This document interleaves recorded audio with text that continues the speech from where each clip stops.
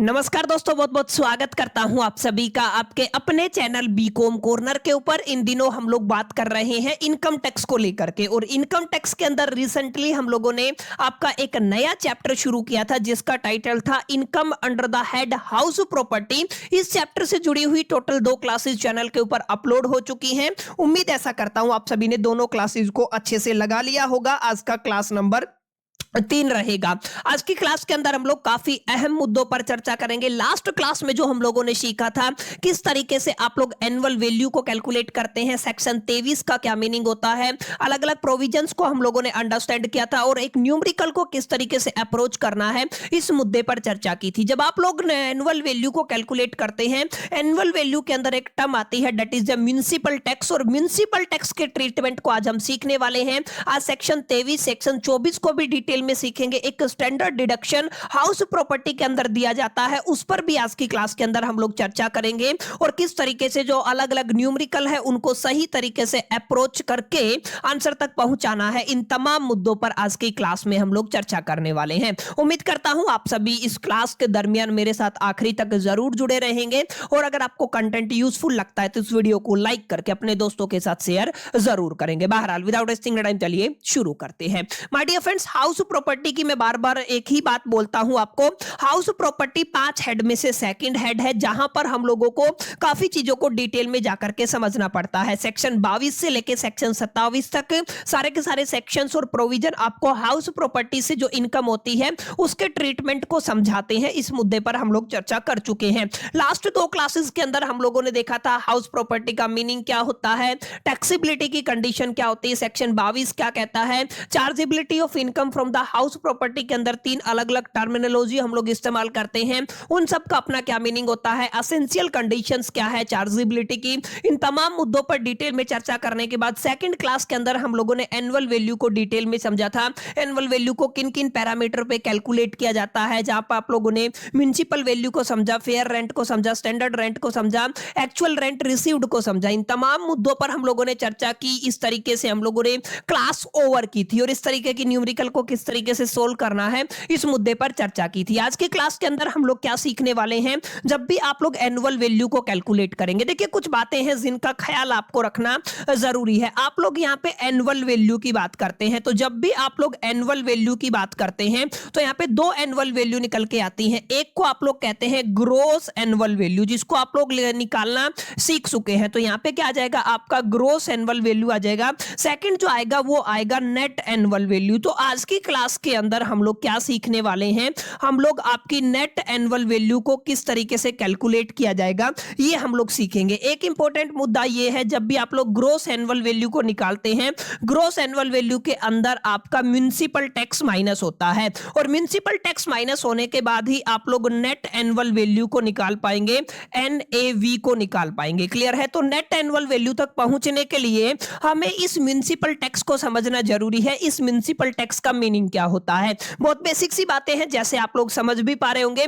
Municipal tax अपने आप में एक ऐसा टैक्स है जो आपका इंपोज किया जाता है और कलेक्ट किया जाता है by the local authority. Local authority माने आप एमसीडी की बात कर सकते हैं, म्युनिसिपैलिटीज की बात कर सकते हैं, पंचायत की बात कर सकते हैं। ये तमाम ऐसी अथॉरिटी हैं जो किस कैटेगरी में आती हैं, लोकल अथॉरिटीज में आती हैं। जो आप ये लोकल अथॉरिटी एक ऐसा प्रॉपर्टी टैक्स लेव्ड करती हैं, जैसे आप एग्जांपल ले सकते हो म्युनिसिपल कॉर्पोरेशन का, म्युनिसिपैलिटी का एग्जांपल ले सकते हो, पंचायत का एग्जांपल ले सकते हो, और भी अलग अलग जो अथॉरिटी है वो यहां पे इंक्लूड की जाती है। हाउस प्रॉपर्टी के ऊपर ये आपका एक प्रॉपर्टी टैक्स लेते हैं, जिसको हम लोग क्या कहते हैं, म्युनिसिपल टैक्स कहते हैं। मैं बार बार एक ही बात बोल रहा हूं, यहां पे आप लोग म्युनिसिपल टैक्स को शॉर्ट एब्रिविएशन एमटी से रिप्रेजेंट करेंगे, इस बात का आपको ख्याल रखना है। जैसे अगर आप लोग एग्जांपल लेना चाहते हैं म्युनिसिपल टैक्स के अंदर, आप लोग हाउस टैक्स देते हैं, आप लोग वाटर टैक्स देते हैं, आप लोग सीवरेज टैक्स देते हैं, आप लोग कंजर्वेंसी टैक्स देते हैं। ये तमाम किसके एग्जांपल है माय डियर फ्रेंड्स, ये तमाम टैक्सेस आपके म्युनिसिपल टैक्स के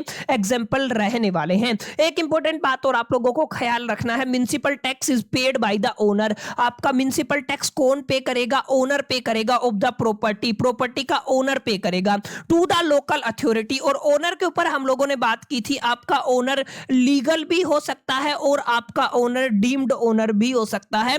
ये डीम्ड ओनर क्या होता है, लीगल ओनर क्या होता है पिछली 2 क्लासेस के दरमियान मैं डिटेल में आप सभी के साथ चर्चा कर चुका हूं। क्लियर? तो आपको समझना है जब भी आप लोग एमटी की बात करेंगे, माने आप लोग म्युनिसिपल टैक्स की बात करेंगे, तो ये एक ऐसा प्रॉपर्टी टैक्स होता है जो levied by the local authority होता है। लोकल अथॉरिटी माने आप लोग म्युनिसिपल कॉर्पोरेशन की बात कर सकते हैं, आप लोग एमसीडी, म्युनिसिपल कॉर्पोरेशन का मतलब आपका एमसीडी जिसको कहते हैं, एमसीडी की बात कर सकते हैं, म्युनिसिपलिटीज की बात कर सकते हैं, पंचायत की बात कर सकते हैं। एग्जाम्पल आप लोग house tax, water tax, sewerage और आप लोग कंजर्वेंसी टैक्स का दे सकते हैं। तो इसका अपना एक रोल होता है, इसको आपको ख्याल में रखना है। क्लियर? तो अब यहां पे आपको समझना क्या है, आपको समझना है जब भी आप लोग म्युनिसिपल टैक्स को ग्रॉस एनुअल वैल्यू से माइनस करते हैं तो आपको नेट एनुअल वैल्यू निकल के आएगा। कौन कौन सी स्टेप रहेंगी मैं आगे सिखाऊंगा, लेकिन अभी के लिए आपको क्या समझना है, म्युनिसिपल टैक्स को समझना है, म्युनिसिपल टैक्स का मीनिंग क्या होता है। उम्मीद करता हूं यहां तक बातें आपको समझ में आई होंगी। अब यहां पे काफी इंपॉर्टेंट बात क्या है, काफी इंपॉर्टेंट बात है आपका सेक्शन 23। सेक्शन 23 क्या कहता है? सेक्शन 23 आपको बताता है किस तरीके से आप लोग ट्रीटमेंट लेके चलते हो इन इनकम टैक्स, माने जो आपका म्युनिसिपल टैक्स आता है उस म्युनिसिपल टैक्स का ट्रीटमेंट आप लोगों को सीखना है। यहां पे आप लोग देख पा रहे होंगे सेक्शन 23 मेंशन किया गया है। तो सेक्शन 23 के अंदर आप लोग treatment of the municipal tax की बात करते हैं। क्लियर? इस चीज को आपको समझना है। यहां पे क्या लिखा हुआ है आप लोग ध्यान दीजिएगा, यहां पे साफ साफ शब्दों में लिखा हुआ है municipal tax are deductible. Municipal tax क्या होता है माय डियर फ्रेंड? आपका डिडक्टेबल होता है while computing the net annual value. जब आप लोग क्या कैलकुलेट करते हैं, नेट एनुअल वैल्यू किसी भी प्रॉपर्टी के अंदर कैलकुलेट करते हैं, तो नेट एनुअल वैल्यू कब निकलेगा? जब आप लोग डिडक्ट कर देंगे। क्या डिडक्ट कर देंगे?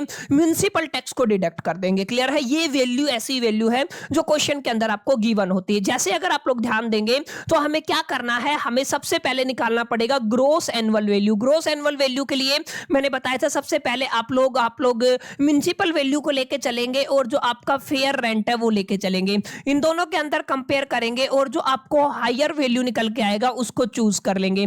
अब क्या करना है, ये तो पहली स्टेप थी। सेकंड स्टेप मैंने सिखाया था, जो आपको हायर वैल्यू मिला है उस हायर वैल्यू को माय डियर फ्रेंड्स आपको कंपेयर कर देना है स्टैंडर्ड रेंट के साथ। यहां पे आपको लोअर वैल्यू लेके चलना है और यहां से जो आपको लोअर वैल्यू मिलेगा इस लोअर वैल्यू को आपको कंपेयर करना है। यानी कि जो आपको ये लोअर वैल्यू निकल के आया तो मैं डायरेक्ट क्या लिख देता हूं, आपको लोअर वैल्यू लिख देता हूं और इस लोअर वैल्यू को कंपेयर करना है माय डियर फ्रेंड जो एक्चुअली रेंट रिसीव्ड और रिसीवेबल जो होता है यहां पर इन दोनों के अंदर से जो आपको हायर वैल्यू मिलती थी, ये हायर वैल्यू क्या कहलाती थी my dear friend? This is called, इसको हम लोग क्या कहते थे? ग्रॉस एनुअल वैल्यू, जीएवी कहते थे। तो ये क्या बनता था आपका? ये आपका ग्रॉस एनुअल वैल्यू बनता था। अब इस ग्रॉस एनुअल वैल्यू को आपको कहां तक पहुंचाना है? आपको नेट एनुअल वैल्यू तक पहुंचाना है, जिसके लिए हम इसके अंदर से क्या माइनस करने वाले हैं? म्युनिसिपल टैक्स को माइनस करने वाले हैं। क्लियर? तो बहुत बेसिक सा फंडा है जिसको आपको क्लियर करना है। यहां पे अगर आप लोग कंडीशन पढ़ेंगे तो काफी क्लैरिटी आपको मिलेगा। कंडीशन फॉर द डिडक्शन, अगर आप लोग म्युनिसिपल टैक्स को डिडक्ट करना चाहते हैं तो क्या क्या कंडीशन रहेगी? सबसे पहले टैक्स आपका लीव्ड होना चाहिए by the local authority. Local authority कौन कौन सी हो सकती है ये हम लोग बात कर चुके हैं। And tax must be actually paid by the owner. Tax कौन पे करे? एक्चुअली ओनर पे करे। ये आपको थोड़ा ध्यान में देना है।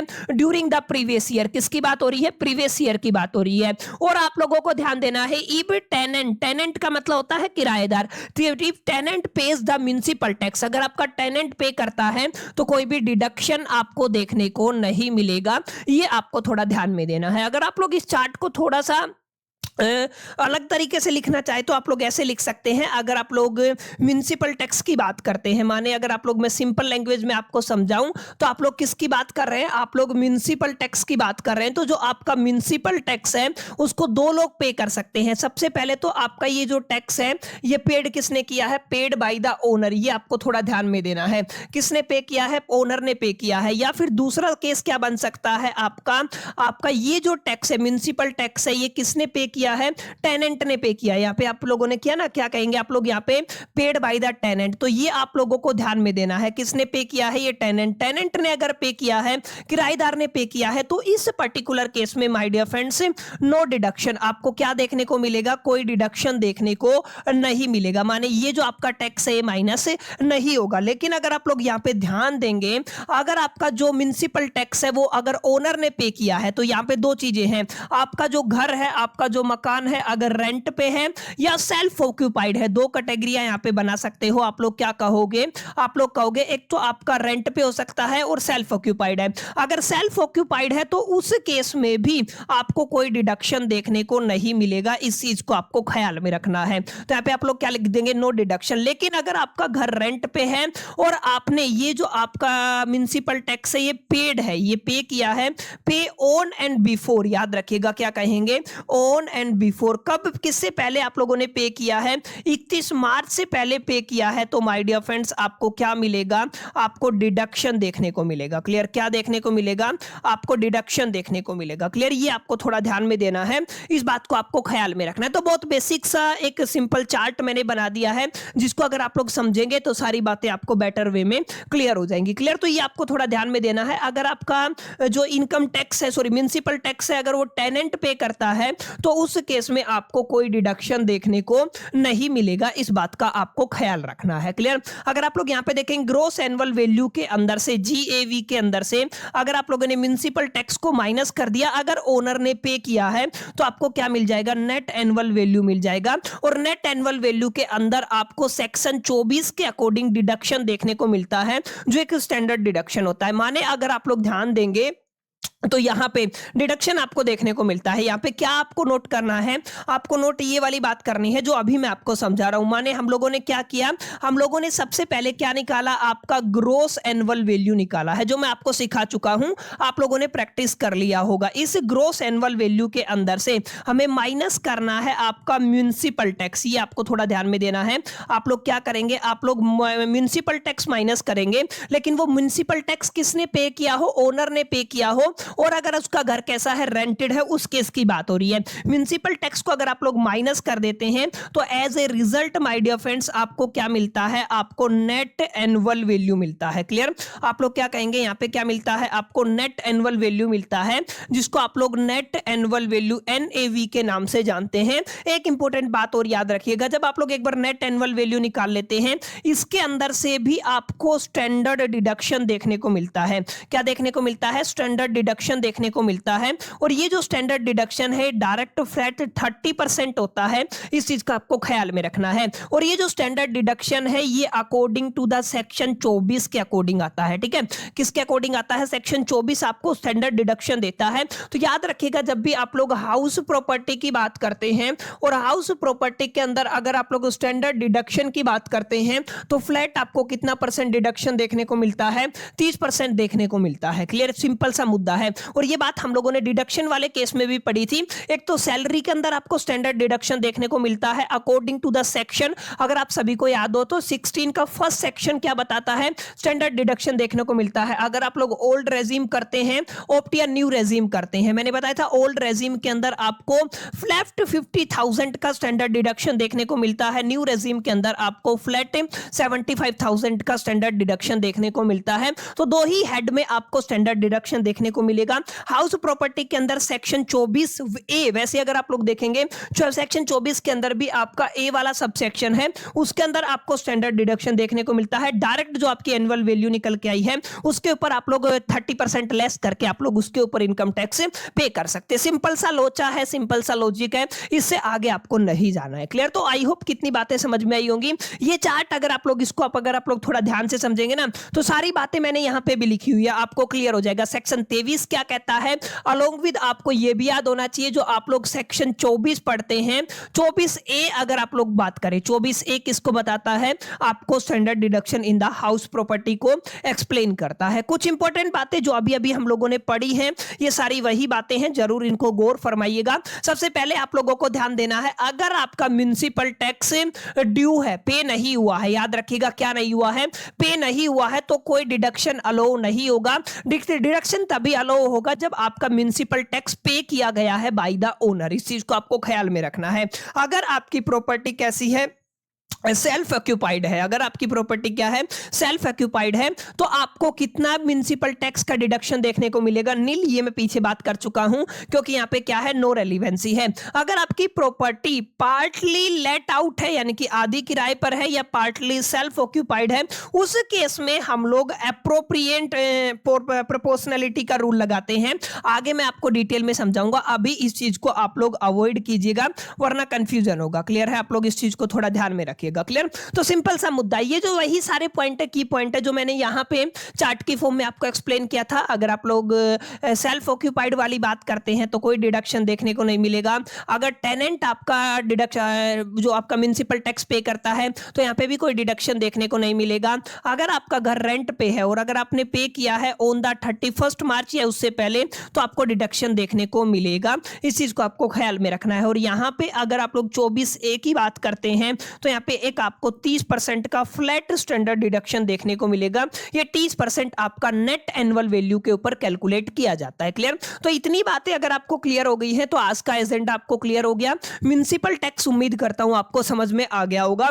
काफी न्यूमेरिकल्स हैं, एक न्यूमेरिकल काफी अहम है, ये आपका इलस्ट्रेशन नंबर 5.2 है गिरीश आहूजा वाली किताब के अंदर। देखिए यहाँ पे 3 अलग अलग मकान दिए गए हैं। आपका मकान नंबर 1 है, हाउस नंबर 1 है, हाउस नंबर 2 है और हाउस नंबर 3 है। ठीक है? यहाँ पे अलग अलग चीजें दी गई है। Number of residential unit given है, आपको म्युनिसिपल वैल्यू गिवन है, फेयर रेंटल वैल्यू गिवन है, उसके बाद स्टैंडर्ड रेंट गिवन है, रेंट पर एनम आपको गिवन है, उसके बाद म्युनिसिपल टैक्स देखिए यहाँ पे गिवन है, म्युनिसिपल टैक्स आ गया ना। और आपको निकालना क्या है? आपको निकालना है एनुअल वैल्यू को कैलकुलेट करना है आपको असेसमेंट ईयर 2025-26 के लिए। That's it. क्लियर है? क्वेश्चन बिल्कुल सिंपल है, पहले भी हम लोग कर चुके हैं। कैसे करना है वही, अगर आपके 3 मकान है तो हम लोग 3 टेबल बना लेंगे, 3 कॉलम बना लेंगे बेसिकली। ठीक है? 3 कॉलम बना लीजिए और आपको बिल्कुल बेसिक कैलकुलेशन आनी चाहिए, जो पिछली क्लास के अंदर मैंने आपको सिखाई थी ना, वही सारी बातें हैं। अगर वो सारी बातें आपको क्लियर हो गई तो आप लोग फाउंडेशनल चीजों को क्लियर कर पाएंगे। तो कितने मकान हैं आपके? टोटल 3 हैं, तो हम लोग कितने कॉलम तैयार कर लेंगे? यहाँ पे 3 कॉलम तैयार कर लेंगे। क्लियर? इस चीज का आपको ख्याल रखना है।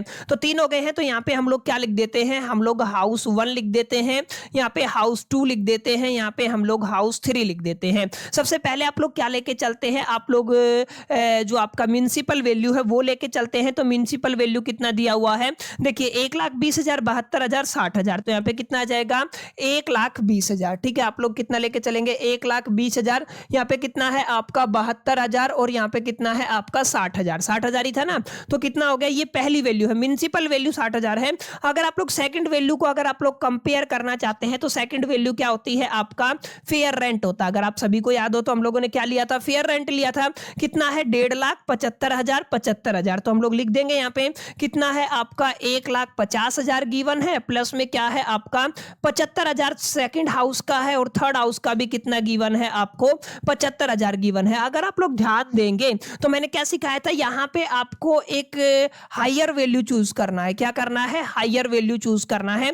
ये केवल आपकी अंडरस्टैंडिंग के लिहाज से था। इन दोनों में कंपेयर करेंगे, हायर वैल्यू कितना आएगा? 1.5 लाख आ जाएगा। क्लियर? अगर आप लोग आगे बात करते हैं, हायर वैल्यू कितना है? 75,000 है। ओके।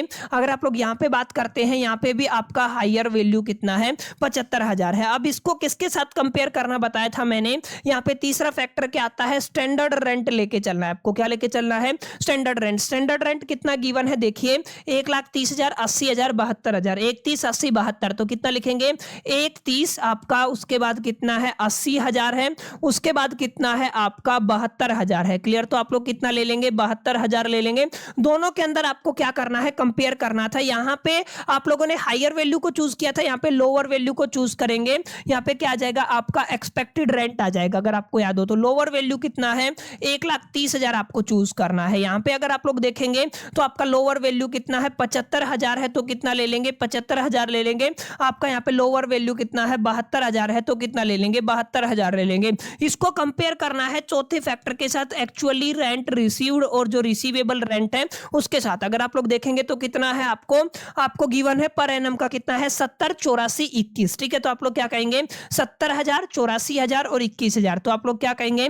यहाँ पे कितना आ गया? 70,000, यहाँ पे कितना आ गया? 84,000 और यहाँ पे कितना आ गया आपका? 21,000। क्लियर है? ये आपको थोड़ा ध्यान में रखना है। एक छोटी सी बात मैं भूल गया, नंबर ऑफ रेजिडेंशियल यूनिट है, तो यहाँ पे कितने से मल्टीप्लाई करना पड़ेगा? 2 से मल्टीप्लाई करना पड़ेगा। यहाँ पे 1 से और यहाँ पे कितने से करना पड़ेगा, 3 से। जैसे अगर आप लोग 21 को 3 से मल्टीप्लाई करते हैं तो कितना आ जाएगा आपका, 63,000 आ जाएगा। तो यहाँ पे डायरेक्ट कितना कर दूं, 63,000 कर देता हूं। यहाँ पे इसको हटा करके मैं कितना कर देता हूं, 63,000। क्लियर है?